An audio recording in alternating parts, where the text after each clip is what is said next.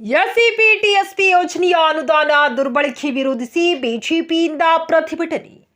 ರಾಜ್ಯ ಕಾಂಗ್ರೆಸ್ ಸರ್ಕಾರವು SCP TSP ಯೋಜನೆಯ ಹಣವನ್ನು ಗ್ಯಾರಂಟಿ ಯೋಜನೆಗಳಿಗೆ ದುರ್ಬಳಕೆ ಮಾಡಿಕೊಂಡಿರುವುದನ್ನು ವಿರೋಧಿಸಿ ಶುಕ್ರವಾರ ಮುಂಡರಗಿ ಬಿಜೆಪಿ ಮಂಡಲ ಎಸ್ಸಿ ಎಸ್ಟಿ ಹಿಂದುಳಿದ ಮೋರ್ಚಾಗಳ ವತಿಯಿಂದ ಪ್ರತಿಭಟನೆ ಮಾಡುವ ಮೂಲಕ ತಹಶೀಲ್ದಾರ್ ಮೂಲಕ ರಾಜ್ಯಪಾಲರಿಗೆ ಮನವಿ ಸಲ್ಲಿಸಿದರು. ಈ ವೇಳೆ ಮಾತನಾಡಿದ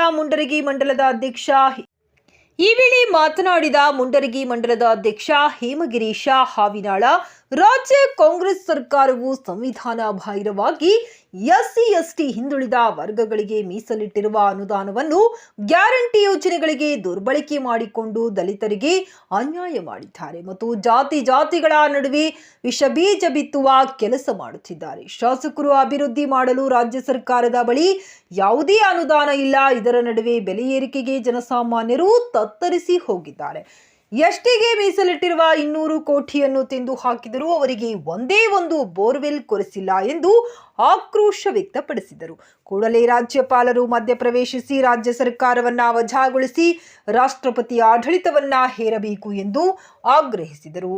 ಈ ಸಂದರ್ಭದಲ್ಲಿ ರವಿ ಲಮಾಣಿ, ಮೈಲಾರಪ್ಪ ಕಲಿಕೇರಿ, ಚಿನ್ನಪ್ಪ ವಡ್ಡಟ್ಟಿ, ದೇವಪ್ಪ ಇಟಗಿ, ಶ್ರೀನಿವಾಸ್ ಅಬ್ಬಿಗೇರಿ, ಶಂಕರ್ ಉಳ್ಳಾಗಡ್ಡಿ, ನಾಗರಾಜ್ ಗುಡಿಮಣಿ, ಜ್ಯೋತಿ ಹಾನಗಲ್, ಪವಿತ್ರ ಕಲಕಟುಗಾರ್, ಕವಿತಾ ಉಳ್ಳಾಗಡ್ಡಿ, ವೀಣಾ ಲಮಾಣಿ, ಮಾರುತಿ ನಾಗರಹಳ್ಳಿ ಮತ್ತು ಅಶೋಕ್ ಚೂರಿ, ಸೋಮರೆಡ್ಡಿ ಮುದ್ದಾಬಳ್ಳಿ ಸೇರಿದಂತೆ ಹಲವಾರು ಮುಖಂಡರು ಉಪಸ್ಥಿತರಿದ್ದರು.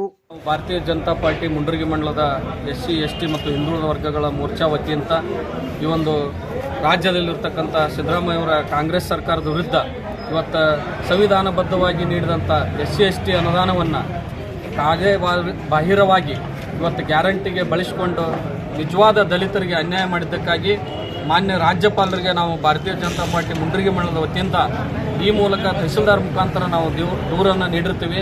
ಮಾನ್ಯ ರಾಜ್ಯಪಾಲರು ಮಾನ್ಯ ಸಿದ್ದರಾಮಯ್ಯವರ ಸರ್ಕಾರದ ಮೇಲೆ ದಲಿತರ ಹಣವನ್ನು ದುರುಪಯೋಗಪಡಿಸಿಕೊಂಡಿದ್ದಕ್ಕಾಗಿ ಸಂವಿಧಾನಬದ್ಧವಾಗಿ ಅವರ ಮೇಲೆ ಕ್ರಮ ಕೈಗೊಂಡು ಈ ರಾಜ್ಯದಲ್ಲಿ ರಾಷ್ಟ್ರಪತಿ ಆಡಳಿತವನ್ನು ಹೇರಬೇಕೆಂದು ಆಗ್ರಹಪಡಿಸುತ್ತಾ ಮಾನ್ಯ ಸಿದ್ದರಾಮಯ್ಯ ಸರ್ಕಾರವನ್ನು ವಜಾಗೊಳಿಸಲು ಶಿಫಾರಸು ಮಾಡಬೇಕೆಂದು ಈ ಮೂಲಕ ಆಗ್ರಹ ಮಾಡ್ತೀವಿ.